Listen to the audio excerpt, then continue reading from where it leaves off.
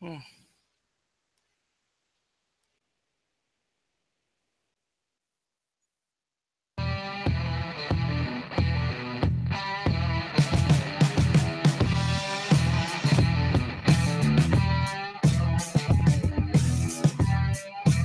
Welcome to Earful of Dirt, bringing you the latest Major League Rugby news, views, and abuse.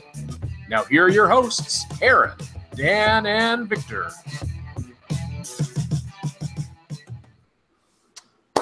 Thanks very much, Corey. Let's get into it. So building into it, I'm just going to go into the agenda, guys, real quick. So first segment will be given off by Dan. We're going to talk Innuendo and how we got here. And then following that, all the midterm news that came to be a part. And then the most recent news, we'll discuss the Austin Elite Rugby and HRFC split, some Seawolves stuff, Eugenie Loft going, our expectations of success, questions from Reddit. I think we've decided to start calling that questions from Bob going forward, corrections and input from Corey, our producer, rumors, and of course, banter. Dan, it's all you, man. All right, awesome. So I want to kick off and just talk about really what brought us here. Why are we talking about Major League Rugby? Specifically not talking about pro rugby right now and the second or even the third season coming up. Regardless, so basically what happened was, as you all are probably well aware of, if you're actually listening to this, pro rugby season ended. It was a great first season. Everyone I know that watched it, enjoyed it, loved it, really loved the whole structure of everything going on with the different teams. A lot of players came out that no one has really heard of before, so it was really great to have that whole thing coming along. So season ended, and then that's really all we heard of. There was no Twitter updates. There were no press releases, really nothing at all coming from there. So we kind of just sat around expecting second season to come around because we're all really excited about it. Me being in New York, I was really looking forward to the potential of a New York team. We heard rumors of different teams coming around somewhere.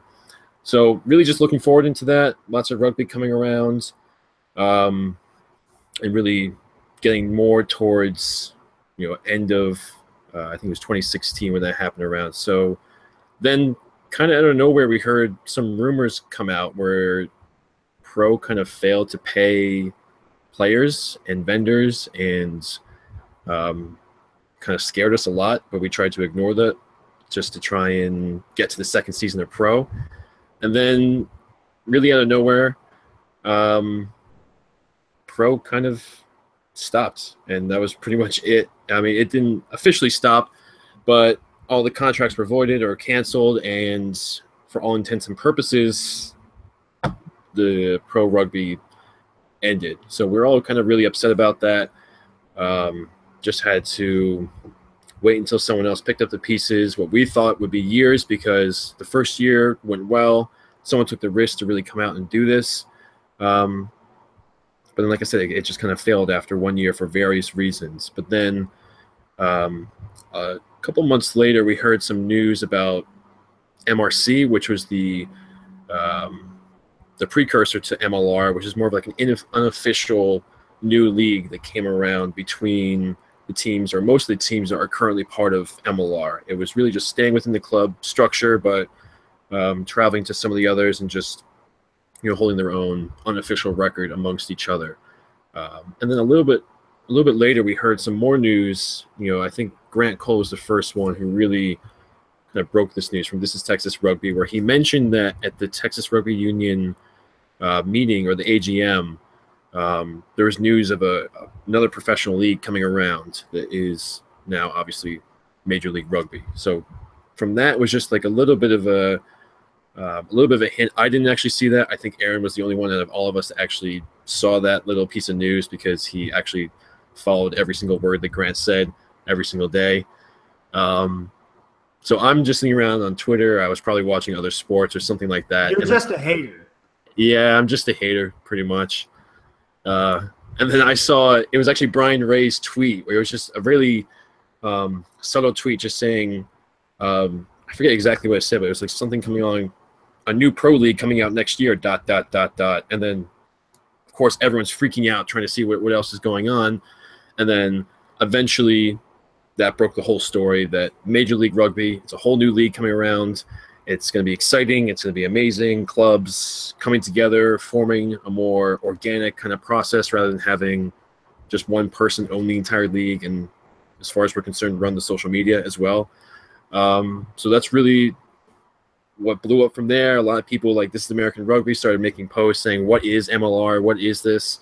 And then that's really it. From there, we kind of learned a lot more about what Major League Rugby is. And then that's when all of us, as you've heard before, came together, jumped on this Reddit because there was really no central source of information for all this. And then really just started talking nonstop about the idea of another pro league that sounded, like I said, more like it'd be organic and wouldn't just be forced by someone that doesn't understand rugby at all, except for a whole business standards. So that's the real general overview of what brought us here. As of now, we've mentioned before, it's all currently Innuendo.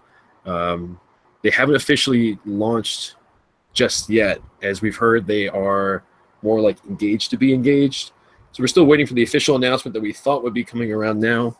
But here we are just to talk about this league that we know is going to happen even if they didn't make this announcement. So I don't know if Aaron, Victor, I don't know if you wanted to jump in here, what your first thoughts were when you saw everything coming up and everything like that. So for me, I didn't know Grant at the time. I think I know him decently well now based on, because, we're getting involved in media, and media, like in the rugby space, we tend to take care of each other on the field, off the field, stuff like that. There's a very brotherhood way of life, and if you do things the right way, people they help you out. So I was like, Grant, what is this, where, or do they have websites?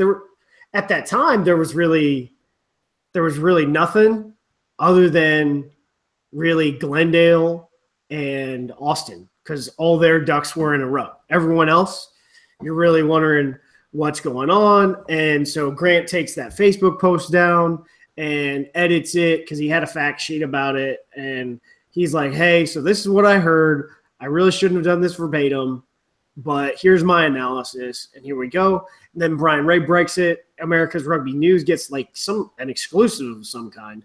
And good for them. Good for them hustling. And they lay down the structure of the league and what it's supposed to look like. And, for a while, if you read some of my posts on the Reddit, I was like mad. I was like, where's this? If you're going to do this the right way. And the reality is they've done this the right way. The information is there. Whereas with pro, there really wasn't information a month out. And Victor, what do you think, man? Oh, Aaron, let me tell you, brother, this thing is all over the place, really.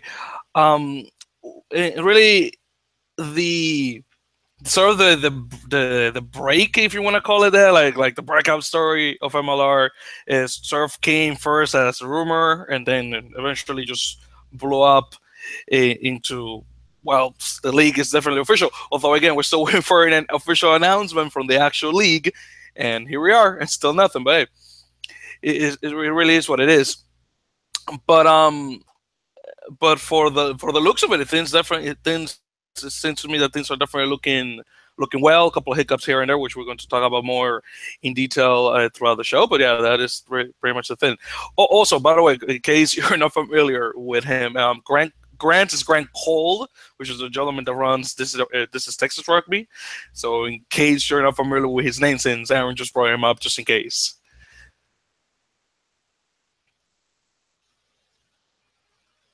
So we'll go into our next segment, which is what I like to call the midterm. So post conference, Corey did something that Victor's going to talk about. Yes. Well, first of all, Corey, a gracious leader, let's call him that, created the Reddit of the MLR Rugby, and that's how we ended up coming together to create the Earful podcast where we are right now. And also, can't forget Mr. Munson, Curry Munson, is our producer. And thank you very much for that.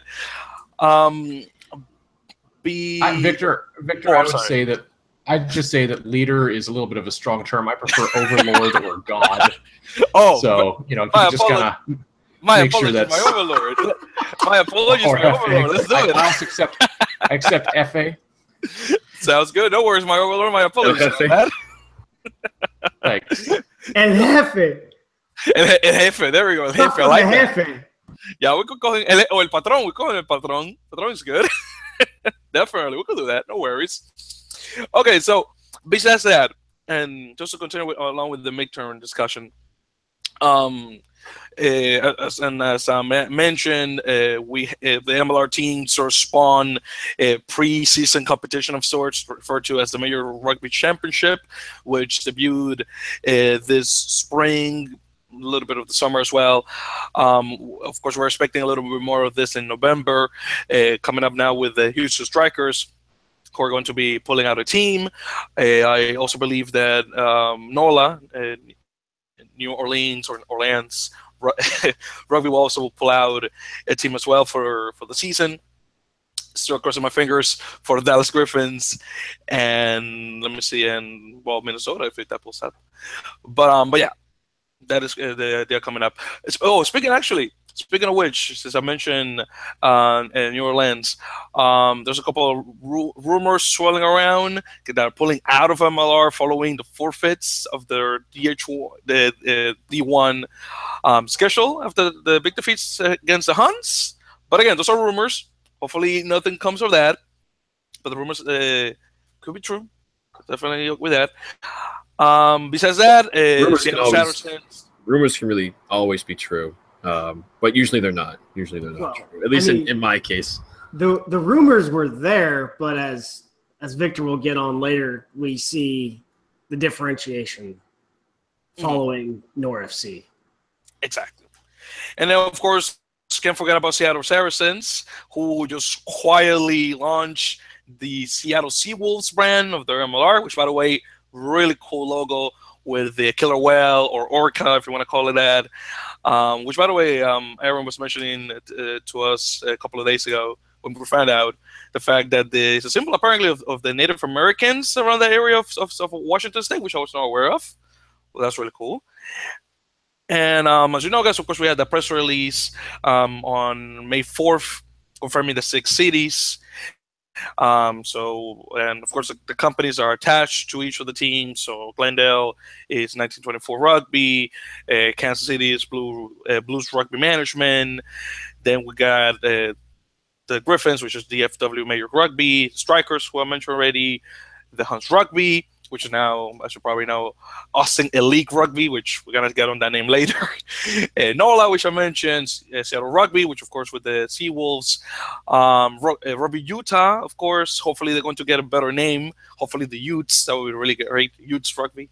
The Tornadoes, which is in Minneapolis. And yeah, that's what's going on with that. And then in June, we got, of course, the NOLA brand, which was launched. And then, of course, MLR said a couple of weeks ago that something was coming up, and we're still waiting. And obviously, Houston keeps announcing people left and right, which is great. And really, and that's what we are so far. So whoever wants to take the word for me, go right ahead. Well, it's kind of interesting. You know, we saw these 9 cities, and this is where I'm at. You know, I'm like, yes, finally there. They announce everything. They have a commissioner. They have an assistant commissioner. Dean House, he is the former owner of RSL, Real Salt Lake.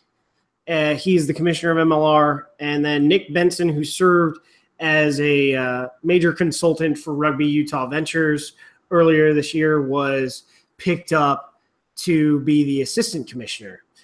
And there is a marketing guy that they know very well. He went to, I believe, Florida State. I don't know his name. I'll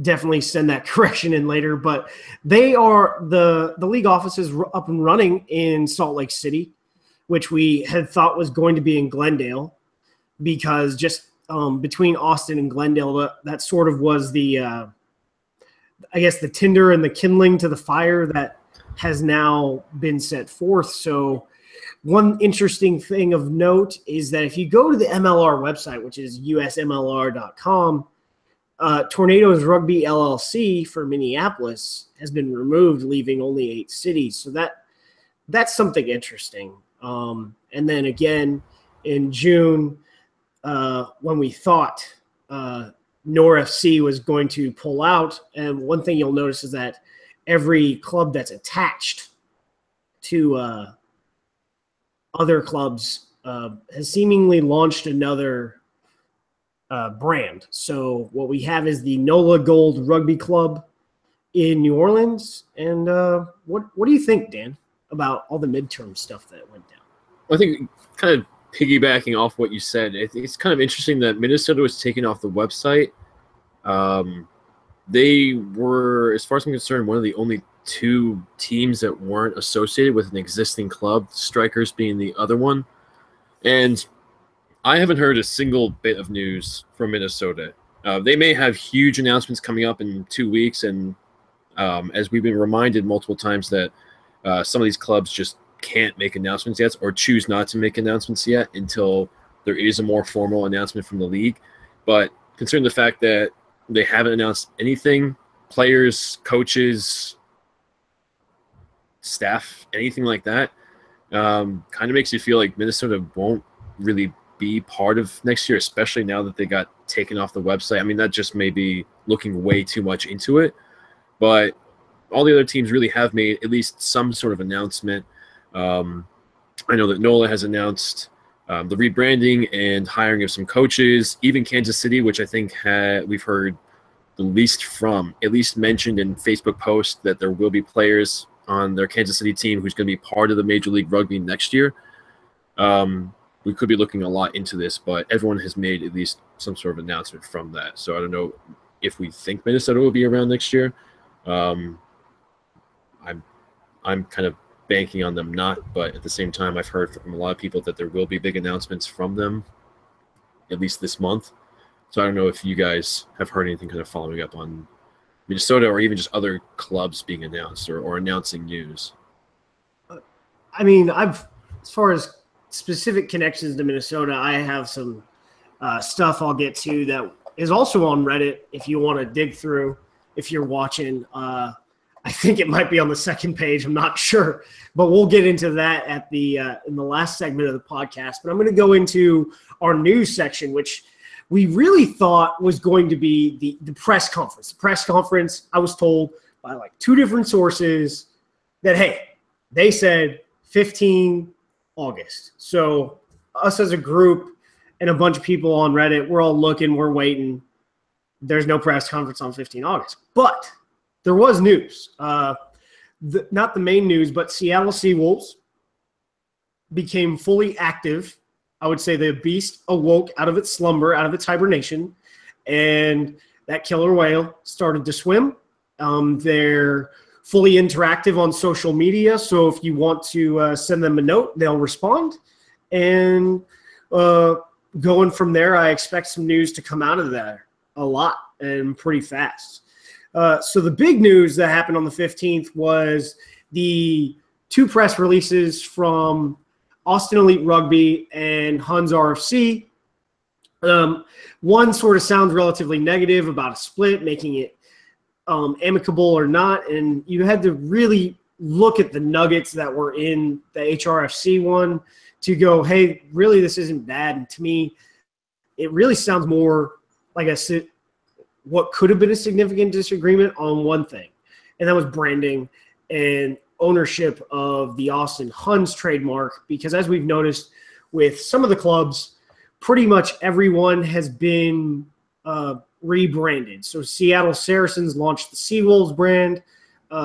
NorFC, behind their backer, launched NOLA Gold. Glendale,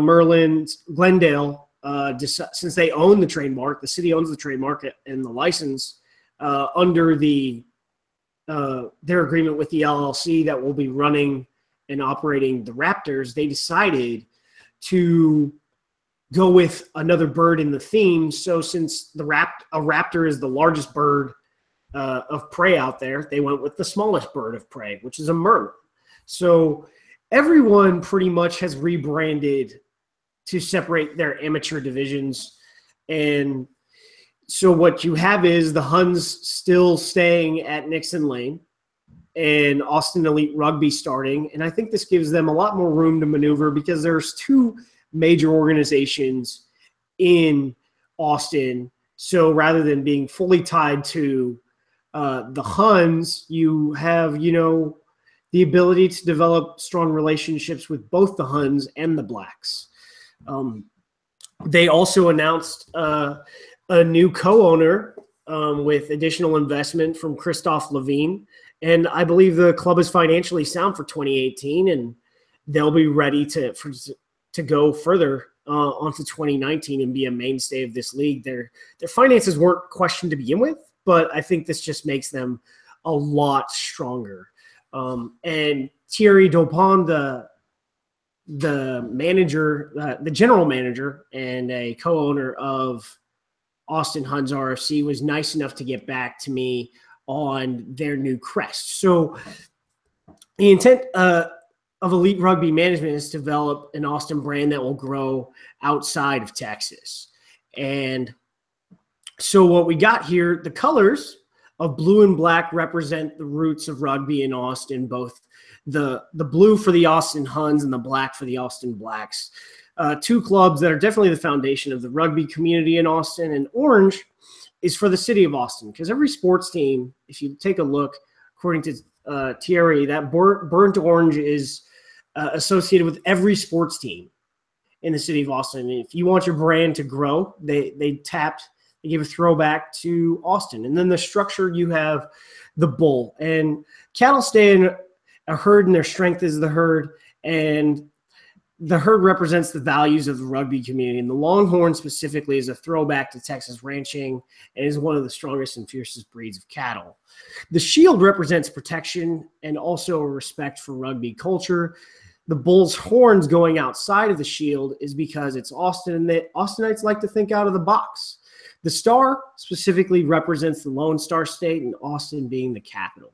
The reason why it's Austin Elite rather than, say, a Minotaur or another big bull is, for now, the name Austin Elite was a throwback to the Austin Huns Elite team that they helped establish this last year that won the club national championship.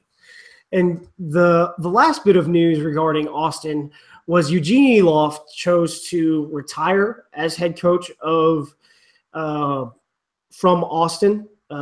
He was going to transition as the head coach for the Austin Elite team, but based on some things, he had applied to succeed John Mitchell with USA Rugby and was informed that he was no longer under consideration. So while on vacation in South Africa, he did a lot of thinking, and he decided to bid farewell when he came back. So farewell, old friend. I think you brought something that will be remembered in Austin and in the United States. And you've lived a crazy life. So can't wait to hear about your next project and read your book when it comes out in English. And to Dan. Yeah, so even just to follow up on that, one, I am very sad that Laffy is no longer with Major League Rugby. I remember hearing stories of when he first came to the team and just very fundamental skills the teams don't really have. And that's not really a knock on the team. It's just we're in America. A lot of them have a football experience, and even myself with playing rugby now, after playing rugby for a bit, there's a lot that has to change in your head and how you play and exactly what you need to do in the game. So basically ran a boot camp and helped a lot of these the entire team get together. So great with Laffy. Would love to get some experience and experienced coaches, even if they're coming from other countries or even South Africa. We don't know if he's going to have some sort of connection there. But also really looking forward to his book. When it's in English, I can't really read Afrikaans at all. It's kind of a strange language for me to try and decipher. But moving on from that, the other note I wanted to make was that it really is easier for some of these people some of these fans in the area to root for a team that's not, I guess, still called what your rival is. So for the Blacks, for instance, I had the chance to go to the Huns versus Blacks game at the end of April, and it was really an evenly matched game, and they really are rivals. Like the teams do not want to root for each other, and I don't see that happening. And even in other areas, in New York, for instance, if Old Blue became another Major League Rugby team or club, I don't see New York Rugby Club, I don't see Nyack, Village Lions, I don't see anyone really supporting that, at least at the club level, which is kind of an important way to build a fan base. So that's just sort of one little note I wanted to add on to that.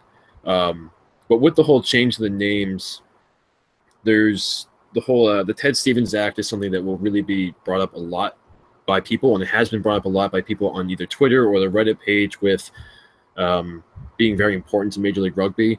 I've never really known what it was beforehand, but I was asked to actually look into this a little bit. I was actually in pre-law, so pretty much the best candidate around here to actually study law.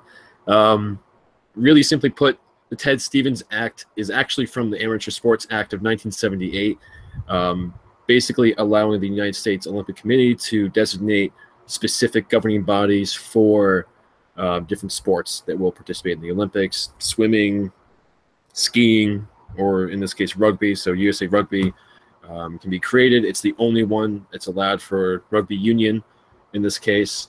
And that's sort of part one of the act. But then Ted Stevens Act came along later, just sort of add a bit onto that. And if I'm reading this correctly, which I may not be, but I'm not an expert in law, like I just mentioned 2 seconds ago, it seems like in order for the Olympic governing body to actually exist, they would have to really be amateur athletes that are playing in this league. So the clubs really had to differentiate from the professional clubs. So there has to be a professional entity, there has to be an amateur entity. You can't just be part of the same thing and still be part of the USA Rugby club structure. It sort of adds a lot of conflict there.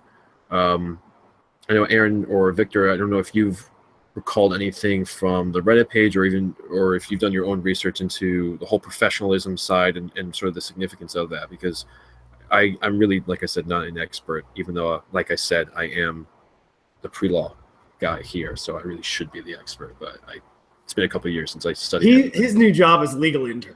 Yeah, that'd be nice to actually go for my career path, but that's not happening anytime soon. Yeah, unfortunately, I cannot help you there neither, brother.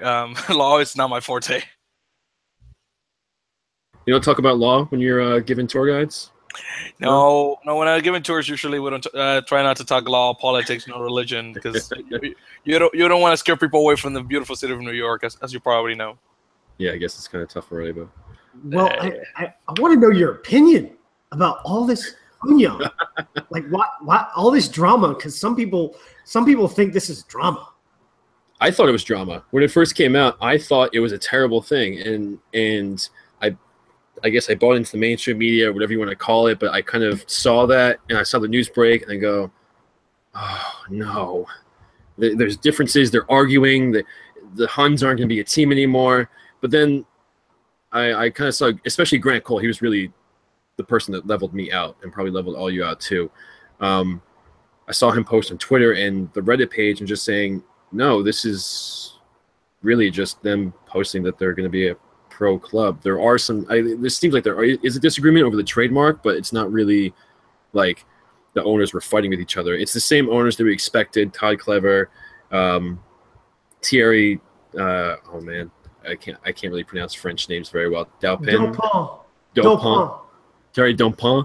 I don't know, there were the two other owners, which I'm completely blanking out right now because I can't do that. But they're all going to be Austin Elite Rugby. It's going to be exactly what we expected, except they're not called the Huns. I don't know if you guys had the exact same opinion as I had, or if you had anything kind of different to think if it actually is bad news, because I think some people still think it's bad news regardless of this. I don't really agree with them in that case. Well, I'll tell you this, Dan, and everyone else. I was when I heard the news about the split between the Huns, and the and the AR Australian League Rugby. I was be honest with you, I was quite afraid because I thought something happened that Todd Clever, Mr. Dupont, and everyone else gonna reach an agreement with the rest of the Hunt's family, and they say, you know what, now we're gonna do our own thing and split. So I was afraid. I was really afraid at first, but then when I heard or read the news in more detail, the fact that they were still going to share the same playing area, and they're also going to keep with the promise of creating a youth program, and crossing my fingers, hopefully like in like an under 20s league, like for example, English Premiership has. I was glad, but again, I'm still sort of not really completely 100% happy about all this. But if the team remains and they're and of course the guys that play for the Huns go to stay in the elite and to bring new people in, I got no problem with that. But again, kind of sad because I definitely do like the Austin Huns, right, and the Austin Elite as a name. But it's what it is.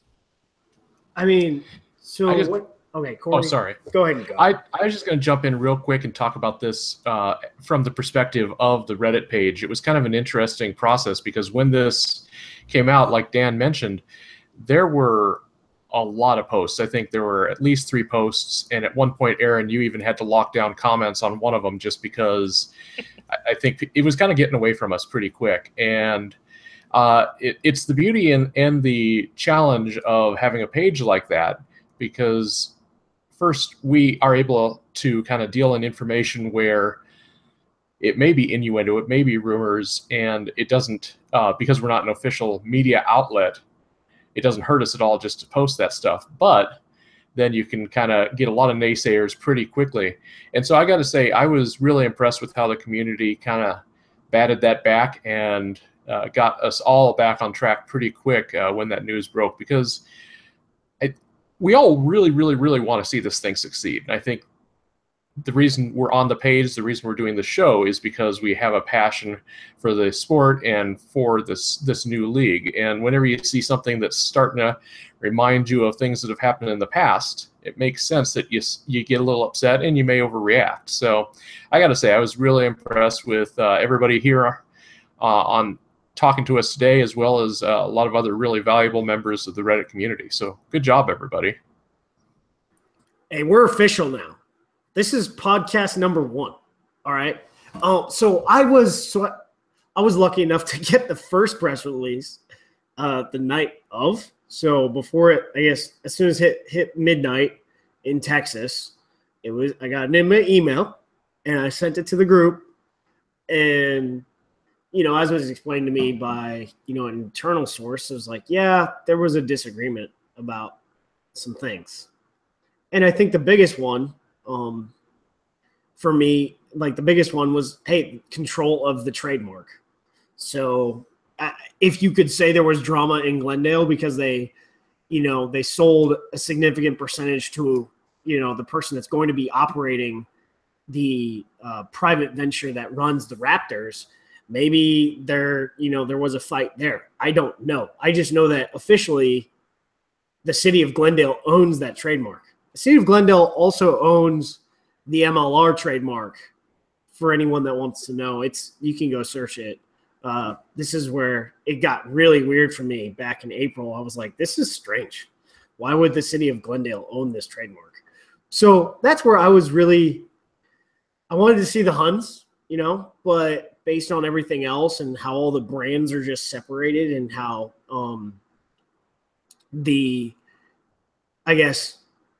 Austin Huns Rugby Management was still a separate entity to begin with from the amateur club, makes sense.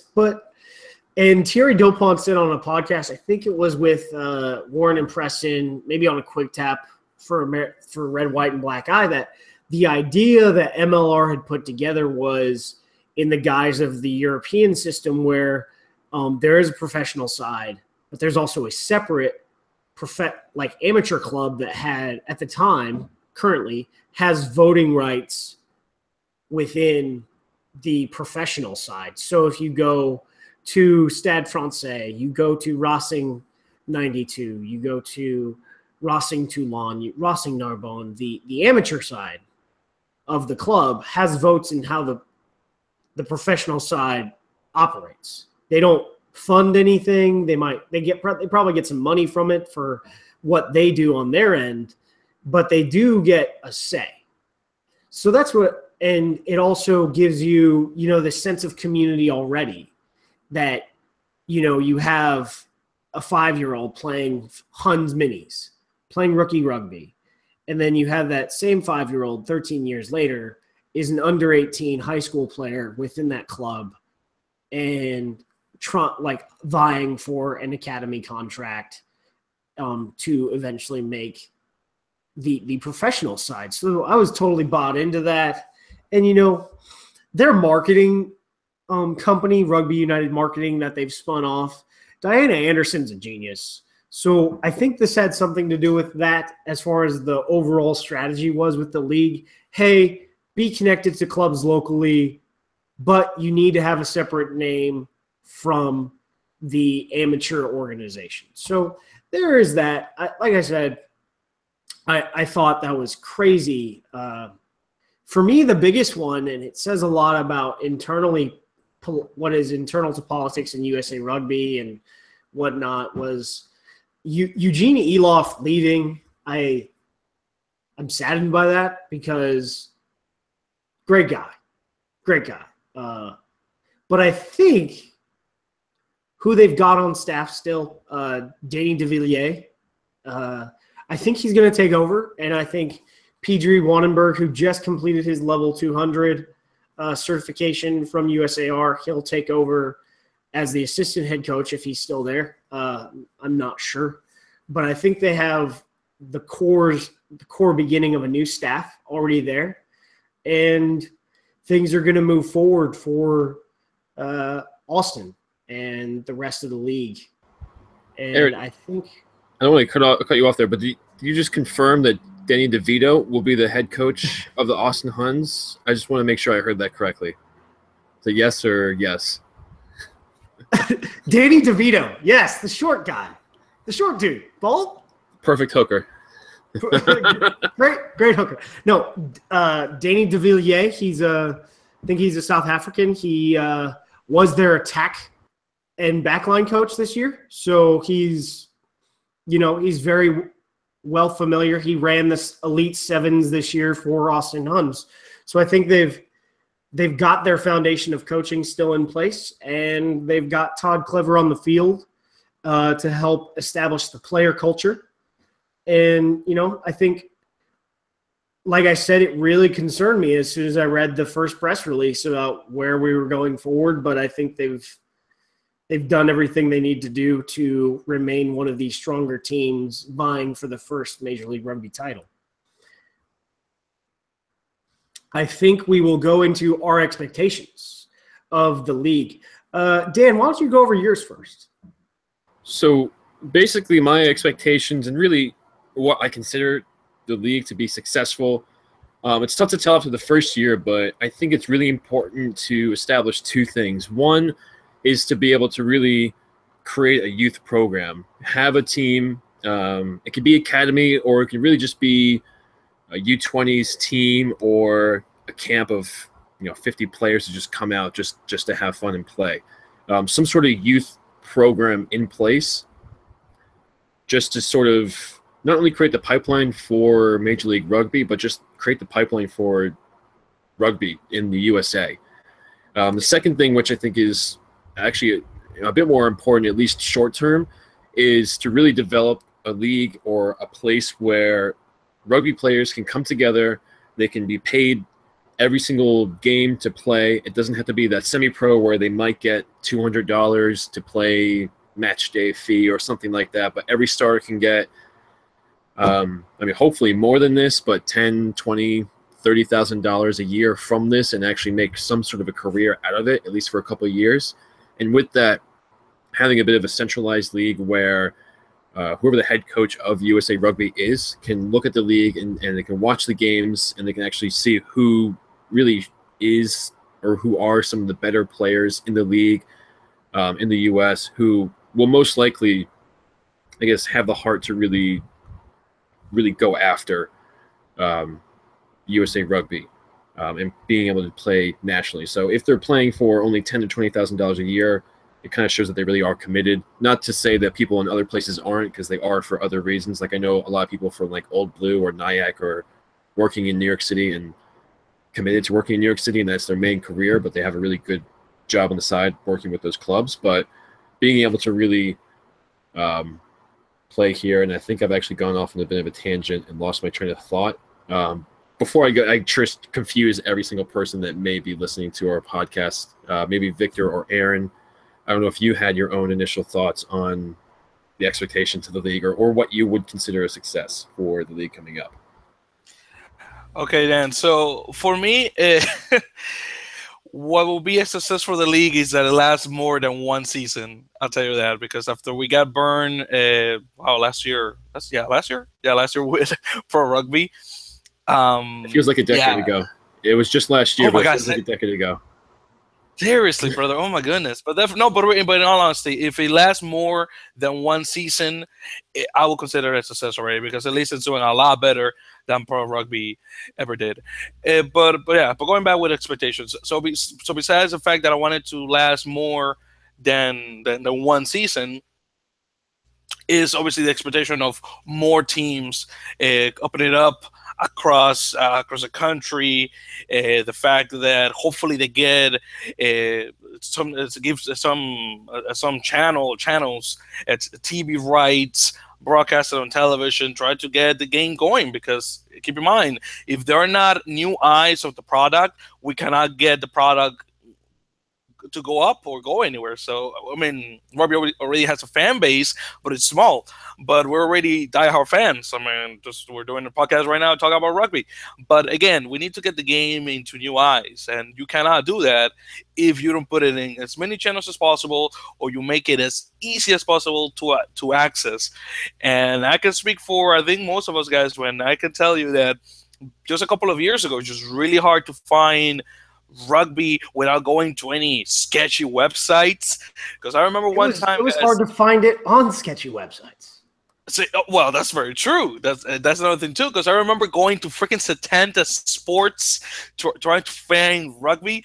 And by the way, a quick shout out to Warren from the red, white, and blue and white, black eye, whatever the name is. You okay then? Yeah, I'm good. But quick shout out to Warren, because in one episode he was mentioning when he was on vacation in Bali in Indonesia, the fact they found Setanta and he watched rugby pretty much all day long, including rugby league. So, we really need to have something like that here in the States, especially with this new league coming up. But going back with expectations, that obviously hopefully create a league again, like an A league again, like Premiership has. I mentioned Premiership a lot, but I really want us to be like a better version of Premiership rugby. Now going back to just some of the teams involved in MLR, we already talked about again Austin, the Hunt. Well, now Austin Elite. I think the only two teams that could rival Houston, that could rival Austin, and keep in mind Austin is of course the D1 champions, well the Hunts, but in any case, are going to be the Strikers, obviously in Houston, and the Glendale Raptors. The other teams thus far don't really seem that threatening, but you never know in a couple of months who they're going to pick up. But definitely, I'm putting my hat between the Elite, the Strikers, and the Raptors. Another thing too, Aaron mentioned before about the MLR brand being owned by the city of Glendale. You may remember that last week I was wearing my MLR gear with a hat and a shirt that said MLR. The store where I bought it, which I believe is called O'Neill's, is located in Glendale. So I definitely do believe that is indeed fact that Glendale is definitely running MLR. When I bought my shirt and my hat, it came straight from there. One last thing before I pass the word to Corey. And Aaron, sorry that I had to correct you, brother. But when you mentioned before about Toulon and Narbonne, that's Rugby Club Toulon Toulonnais and Rugby Club Narbonne. The only team with the Racing name is Racing 92. So sorry I had to correct you there, bro. But just to make that clear real quick. So Corey, go right ahead, brother. Or Aaron. Sorry about that. I was doing too many things at once. No, all I would just add is I think for me the most exciting thing so far about the development of this league has been the fact that it is, at least has the feel of a more grassroots process than what pro was. And I think that definitely gives me hope for the future, where if something happens, if there has to be a change, we can go ahead and we can lose a team, or we can shuffle the location of a team, and we'll still have a league because the league's being established and there's a foundation being built there. So it's kind of like a chair with 4 legs better than a stool with one. So when you have those options out there and that multiple places it's coming from, I think the opportunity for it to succeed long term is much better. I think it's a stronger foundation. But Aaron, I know you had a couple things you wanted to say, so I'm going to pitch it over to you real quick here. Yeah, Victor, come on, that was me. It's racing so there's a bunch of French clubs that have racing in their name. Maybe Narbonne's not one of them. But I know it's not just 92. And I asked this question because I was really confused. It was like, why would racing be in all these names? So, or racing, whatever. Racing, for as far as the French language is concerned, that means like athletic clubs. So you have New York Athletic Club, Los Angeles Athletic Club, all those guys, basically the same deal. But to really my expectations. So I guess I have a lot. Really is the beginning is like a professional product on the field. We started to see that at the end of pro with all these guys that were in a daily training environment, training 4, 5, 6 hours a day. And, things were getting crisp. Those Division I club stutter steps and blind passes weren't really happening. And I was getting hyped. So really, the stuff that you see in D2 club rugby not exist. So basically professionalism with play on the field. And then really for me, it's the back end stuff, not really on the field, is so enough information for both the media and fans to execute analysis on their own. So when, we go to the press box at the end of the game, producer Corey isn't having to tally his own stats for the match, that there's just a printout. He goes and grabs the sandwich that, they provide, at least at the Qualcomm. I went down to Qualcomm back in the day for a bowl game with a press credential, and they had food for the press. So I'm not saying you have to have a steak dinner, but at least have some snacks because we're there to pump you guys up. How'd you get a press pass to anything? My question. I mean, I didn't get it. It went when I was working as a football researcher for a weekly back during college. I just got to go because I earned it, Corey is the one that's doing all the work. He's the pro.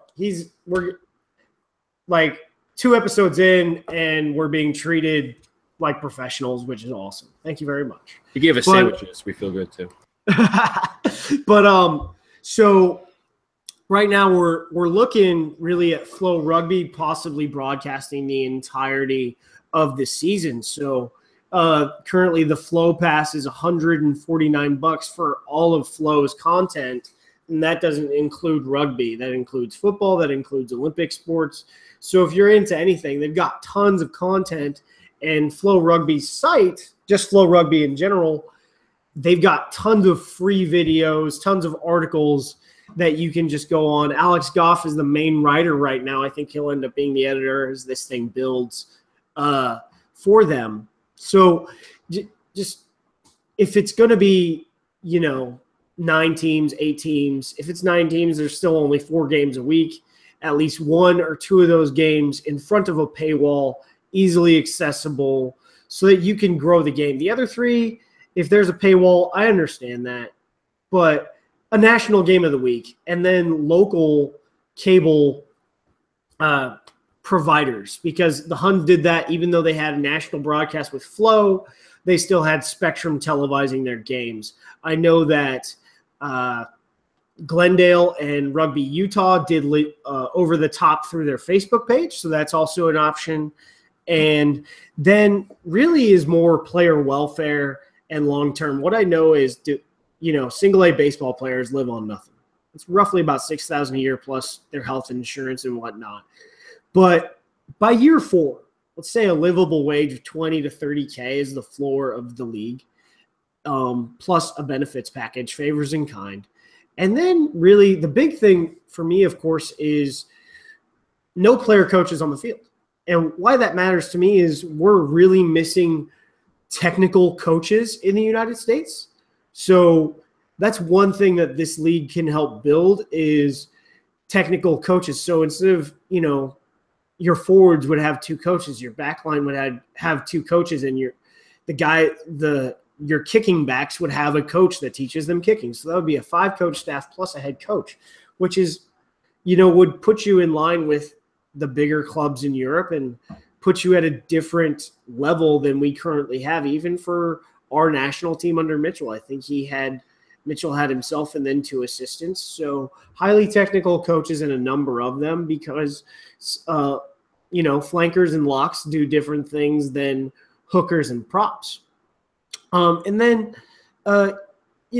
profitability by year 5, because we're 20 years into the Premiership and only 2 clubs are profitable on their own without, TV rights sustaining.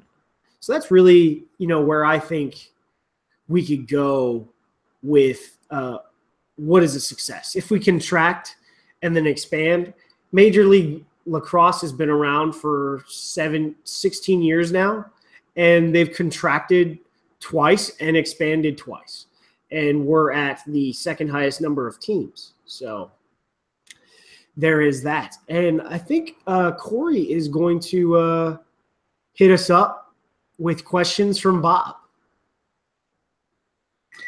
Yeah, I think I'm excited to introduce what's going to be our first formal regular section here. So regular segment. So we're going to call this questions from Bob, and it's a shout out to our friend over on Reddit and friend of the show, Bob Bobberson. So shout out, Bob. Thanks for being the first one to submit a question to us. And he actually sent in, it looks like 3 or 4 of them. So let's just go right down the list here. So first thing we're curious about, Bob wanted to know, what is the nature of the relationship between the Geographic Authority Rugby Utah and the for-profit Rugby Utah Ventures LLC? And I have to admit, I'm a little confused about the organizational ties myself between the nonprofits, the for-profit, and Real Salt Lake, which is the club, and who actually owns the team. So if any of you guys have any input on that, I would love to know what you think. So, well, from what I can tell, the state organization is run by Rugby Utah Ventures, and it's not a 501c3 nonprofit. Not Rugby Utah, if you want to correct me, get after it and I'll take the correction. Dean House, the commissioner, previously owned Real Salt Lake and is currently serving as the interim chairman of Rugby Utah Ventures. The team, however, appears to be a separate entity from Rugby Utah Ventures, and everything points to that the ownership group of RSL as a backer of both the state organization and Utah Selects MLR. So I think they're going to be one of the strongest in Major League Rugby. But I would say the web is pretty tight knit if you're in Utah. And from soccer to rugby, I think everyone is really close. So it's not really, separate like it is in some states. I think it's a bit of a, scratch my back, scratch your back type deal, because we saw, Dan, I think you got something on that. Yeah, it was actually came from a tweet a while ago. It was another French name, which I'm really not good at pronouncing French names. I think it's Jean-Baptiste Jobelet, if I'm saying that correctly. Gobelet, whatever. He actually tweeted something a while ago, and I pulled up the tweet too. It was in June, at the end of June. The tweet was just meeting with Major League Rugby, American flag emoji, hashtag America, hashtag rugby, hashtag future, which if you ask me, any tweet should really end in those 3 or 4 things for them to actually be considered a real tweet.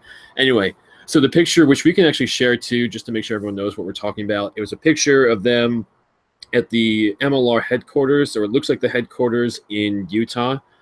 And there's a little picture that has some sort of like folder with like notes or something. It says Major League Rugby, the official logo on it. And then it actually has a picture of 5 guys in construction outfits or whatever, wearing hard hats, actually in front of this vast open land. So we weren't sure what this was when it first came out, and everyone was freaking out on the Reddit page, just trying to figure out what it was.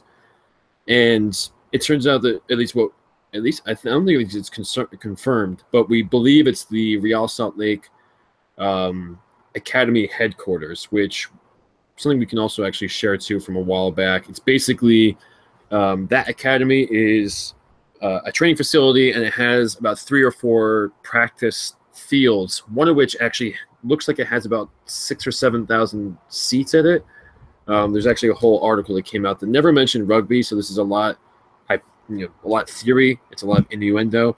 However, we're going to say that this is a fact. This is going to happen just because we feel like it. So it looks like they're going to play here.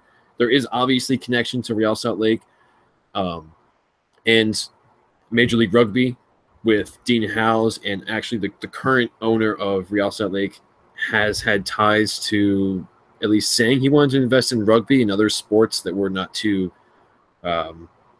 really super popular in the US. So that's really it. Like I said, we'll share it so you can see it.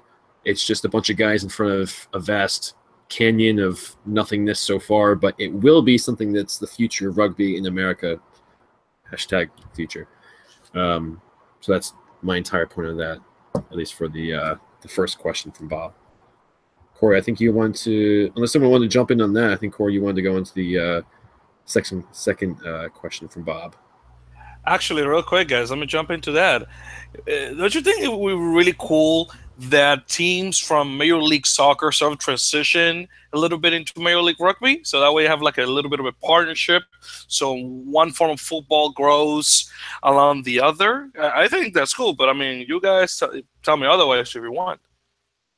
I mean, if the big guns want to help support rugby in the United States, I'm all for it. I have no issues with that at all. I agree with that. Yeah, that's the easiest way to put it. I mean, I don't want every single owner from each city to own the soccer team and own the rugby team. But at the same time, if it's something like this where there's some sort of partnership, and I think we always talk about this, where Major League Soccer is really one of the better comparisons for what Major League Rugby could be. People kind of talk about rugby now is where soccer was about 20 or 30 years ago. The biggest difference now obviously being like technology and everything like that. However, not to go on a huge tangent, which we can talk about a different time, that people may think that the structure of MLS makes a lot of sense for rugby, and it's a good way to kind of copy that in a bit. And also because soccer being very international could kind of be sort of the same thing as rugby is. And by the way, guys, I'm checking RSL, Real Salt Lake, right now, and I see that they have, besides their MLS team, they have a team in USL, which is called the Monarchs, that plays, I believe, USL, I think it's third division soccer in the US, and they have a women's team, which is called Real Salt Lake Women, that plays, I believe, the United Women's Soccer League, which is second-tier women's soccer here in the States. So what I think Real Salt Lake is doing is that they're going to be making like an athletic club structure where you get, for example, FC Barcelona, perfect example. They have their soccer team, obviously. They got their basketball team, which is, by the way, one of the best in Spain. They have their rugby team, which sucks, by the way. I wish it was a lot better. But which, by the way, I'm a Samboyana fan, for any of you that know about Spanish rugby. So I think Real Salt Lake is doing something very similar to that. Yeah, I mean, Real Salt Lake isn't the only MLS team doing something like this. I think Real Salt Lake is the only MLS team with such a gigantic product. LA Galaxy also have an academy structure and system in Los Angeles, so it's, you know, it's around. I think the academy systems are starting to come about in the United States for sports. They sort of exist with the way baseball has minor league systems, with how guys leave high school and go through the minor leagues or go to college. But it's a bit different, but, you know, I think the facility is impressive. So next question. All right.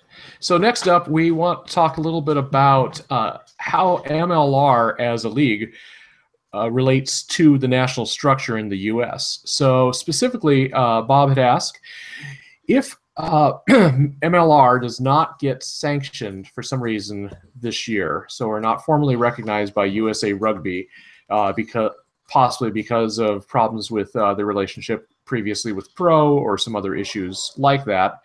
What does that mean for MLR? Is that important? Can they move forward without that official sanctioning? What do you guys think?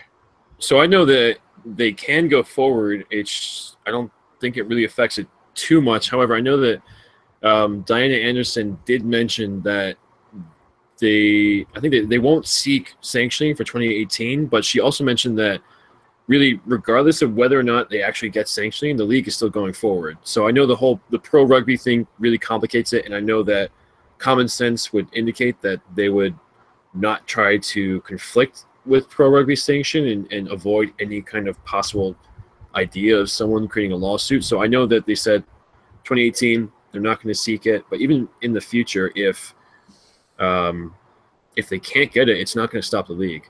I think that there are some things that USA Rugby could do to prevent the league from coming about. So I think there were some threats in the past from like Nigel Melville with use of rugby referees from USA Rugby, but Dan Payne and the board especially really has zero reason to actually try to stop Major League Rugby outside the fact that they just have to show that they don't support anything other than pro rugby while that's still going on.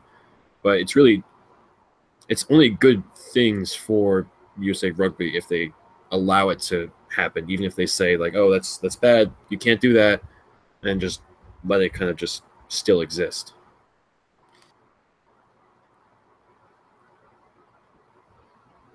There we go. So back in the day, there was another Major League Rugby when the Super League was going on.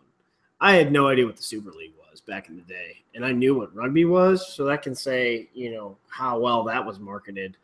But USA Rugby, when the old MLR launched, they basically banned all those teams from play and sanctioned anyone who reffed those games. And I don't think that's going to happen considering the finances that USA Rugby is facing right now. I think I'm not going to say the man's going to turn a blind eye, or the board's going to turn a blind eye to it. But I mean, there's a guy named Mac Robertson talks about RICO stuff and how he tried to do the NRFL, because although the league hadn't launched and never launched, there was a sanctioning agreement signed with the city of Glendale was a party to this before the Pro Rugby LLC one started, and it was signed. So they had a single sanctioning agreement, and well, USA Rugby did some things to stop the NRFL from ever going. But I think if they had enough money, they would have gone. Like, they had a combine, they had a contract to play Saracens in Philadelphia with one of their teams. So, like, that's crazy that you could get an American team to play the Saracens, and it never really came to fruition. But you can't stop competition. And so I really don't – I think the pro rugby stuff and all that is going to be issues for USAR. But, you know, it is what it is. They're going forward, and USAR is going to get their thing sorted, and then they'll do that. Next question.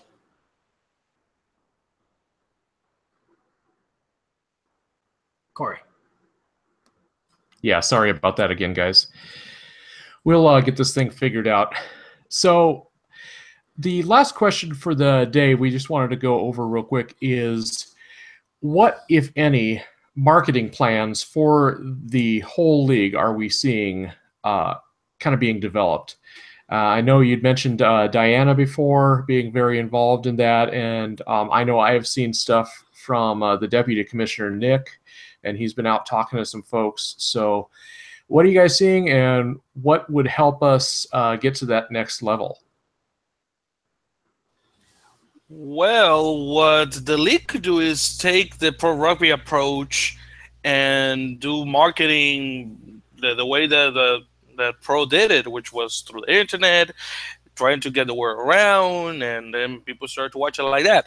But of course, that was pro because, again, that was their first season, and they wanted to check how things were going and the like. And that was mostly for fans of the game. But for new fans, it would be really good for them to sort of spend just a little bit more money to, again, show off the game to people who are not into rugby already. I'm sure that will be probably a little expensive for them because, I mean, they're they're relatively a startup company to a certain extent. But if they want to keep it on the cheap, really through social media, that will be the easiest way, and to a certain extent, almost free. Yeah, social media does make sense as long as you don't go the USA Rugby approach and only advertise every single thing through social media, which is just lazy. I do know that we were mentioning that Rugby United Marketing actually signed Mike, and he's American, but this sounds like it's a French name, Jacquet. But they I guess acquired his services as a marketing consultant. He was most recently the CMO of the U.S. Ski and Snowboard Association, which his actual, at least according to his LinkedIn, he negotiated directly with NBC, a huge media deal that doubled their television viewership. So that alone kind of leads us to believe that he's not just some sort of high salesperson that just talks about himself all the time, even though we're getting all this information from his LinkedIn where he talks about himself. But it sounds like he actually was, at least somewhat knows what he's doing. He has experience, and especially with NBC and negotiating media deals. I mean, that alone in a new league is really critical to be able to come together and negotiate a deal when you need to create viewers, listeners, readers, fans, just people who are going to buy your product. He also has some other experience too with CBS Sports Network. It says he worked there for 5 years as a VP of sales with television and properties, and also college sports television, which I don't really know about, but it was VP of sports marketing. So, I mean, he's worked for at least the last 13 years directly with sports marketing and television. So that alone makes me believe that unless he was just a screw up that bounced from job to job, he would be a really good person to work with as a consultant. He's also based in Utah, which I think has a lot to do with why he's actually working with us. So that's also good that we're being able to actually use some sort of either relationships, or I'm assuming that someone with the league actually knew him somewhat personally, though that's a real big assumption based off of nothing other than the fact that he's based in Utah. But that's all I have on the marketing with Mike. Yeah, I think in regards to marketing, the thing that concerns me most is, Glendale and Austin, they're, pretty much tied into the community. For Seattle, Seawolves is a new brand, so they really need to hustle on that. But looking at Strikers, if everyone did what the Strikers did, which is, they're a new team, but everyone is all basically a new brand, and it's all about tying in with the media. And guess what? Sports writers love to write. Writers love to write local stuff.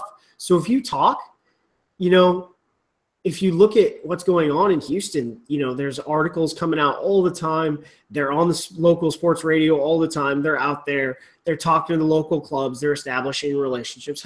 Heck, they're establishing relationships with the local football community, because guess what? If a guy's in great shape for football, he'll be in great shape for rugby. So you build those community ties. That's the big one for me. So let's go into what we like to call innuendo and rumors. I heard a bunch of stuff. Last week was Club 7, so there's always going to be rumors swelling around there. The big ones, I pared this down based on actual information from. I have some big concerns for Dallas Griffins, to be honest, and most of them are finances. And yes, the big signing of Mike Ford and John Mills leads us to believe, hey, there should be confidence there. But the first article that came out with an interview from Mike Ford in the rugby paper made no specific mention that his son Jacob was going to be playing on the Griffins. The latest article that came out in the rugby magazine, which the digital stuff will all be live, I think, in the next week, clearly states that his son Jacob will get to play on the Griffins. And from what I can tell, Jacob hasn't been in a pure academy structure. He wasn't contracted, otherwise he wouldn't be coming. So maybe he is a good amateur player. I don't know. But I know that you getting to showcase your son is an interesting thing. He is on the board of directors for, the Dallas Griffins. I don't think that's overly concerning, but considering, the verbiage that comes out, it has me interested. But the big thing for me was, so they used to run a Division I club.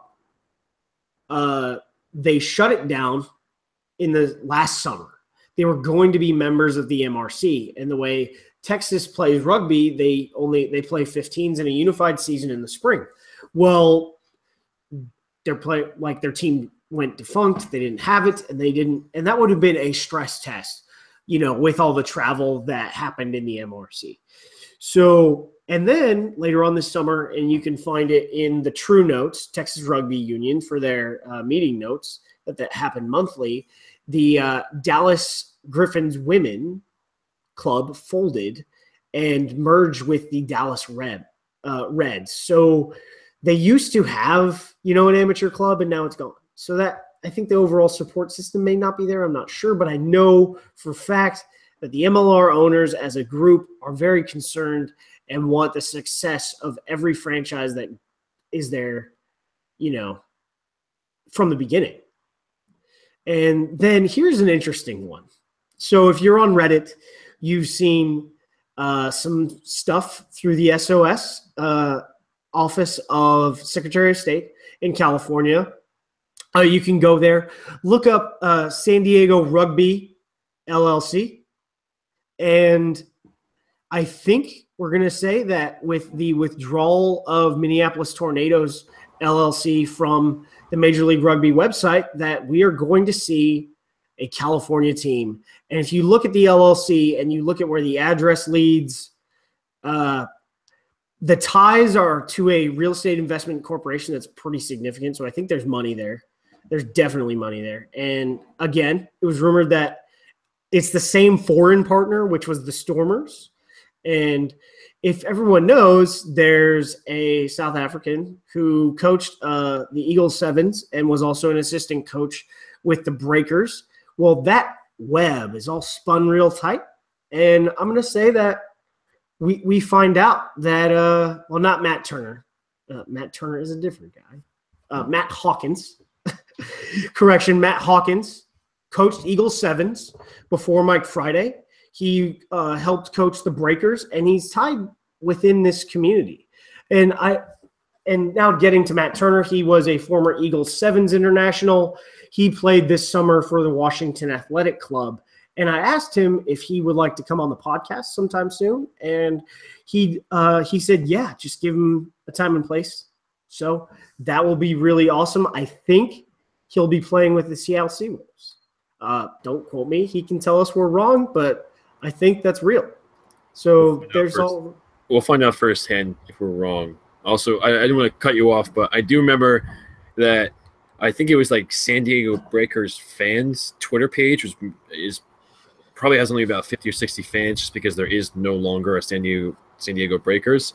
They tweeted something something about rugby, obviously, and then the Major League Rugby official Twitter responded to them saying, like, keep a lookout for updates, ... winky face. And that alone just seems like a stupid rumor, just to say, oh, there's going to be a San Diego team. It's confirmed.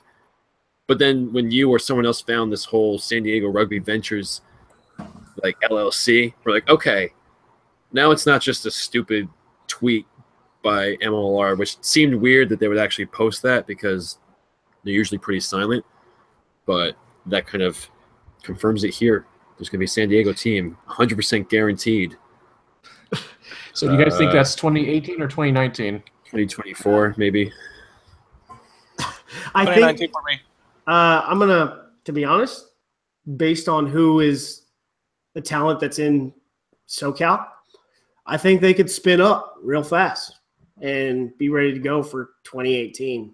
So, Corey, you had a question in discussion earlier during our pre-production meeting. I think it was so Corey asked us, how many teams do we think get off the ground in year one?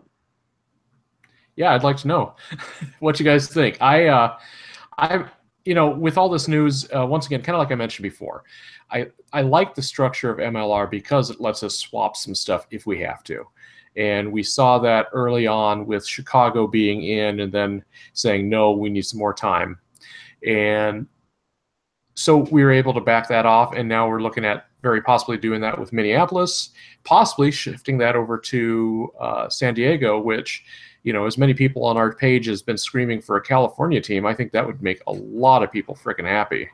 Not possibly. It's guaranteed to be a San Diego team next year, confirmed through our many sources. I'm sorry, you can go back to talking about real stuff, Corey. No, I have nothing real to talk about, honest to God. So yeah, related to that then, Aaron, I was wondering kind of if you had any thoughts related to that or anything you had to say. Well, I mean, the yellow brick road that was laid that I went after says to me that they have the money. But as far as the total number of teams, based on Innuendo and based on things, all four of us have been told separately. I think it might be 7 or 8. I think I have concerns about Dallas and 2 others.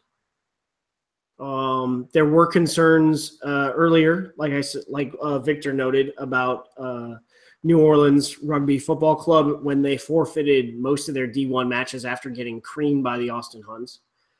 Because the MRC was a stress test. Could you afford the travel and everything? Because other than that, Nor FC is just playing Texas teams. Could you get to California or could you get to Colorado and could you play a competitive game?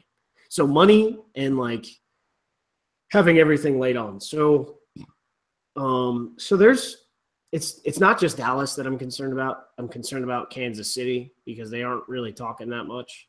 And if it's Minneapolis or if it's San Diego, if it's San Diego, I mean, the money looks to be there. Seattle a little bit because they launched their new brand before the big press release in May, but they were silent for months. So other than, Huns,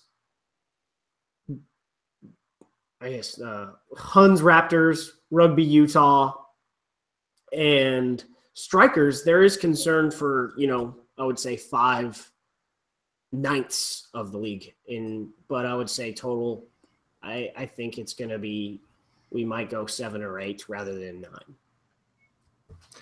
The one thing I would observe related to that, though, is that all the teams seem to have the budget for one thing and one thing only. and that is logos. And we've gone through so many freaking logos in the last few months. NOLA specifically, come on, guys. Let's figure out what's going on there. So they may not be able to afford to travel to California or Kansas City, but they can give us 3 different logos. So good work. I think are we good, guys? I think we're wrapping up. It's a very personal question, but for the podcast, I think we're about good. Well, as always, I want to thank everybody for tuning in. We've had some viewers today, so thank you guys for being here. And from all of us here at Earful of Dirt, please connect with us online. We love talking to you. We love being answering questions throughout the week. So we will be back next Sunday, same bat time, same bat channel. And anybody else have anything to say on the way out here? Yeah, guys, real quick before I forget. First of all, I need to throw a shout out real quick to a gentleman that listened to our first broadcast last week, Mr. Rafael Delgadillo, which is a fellow Dominican. Rafael, hermano, thank you for listening. It's been great.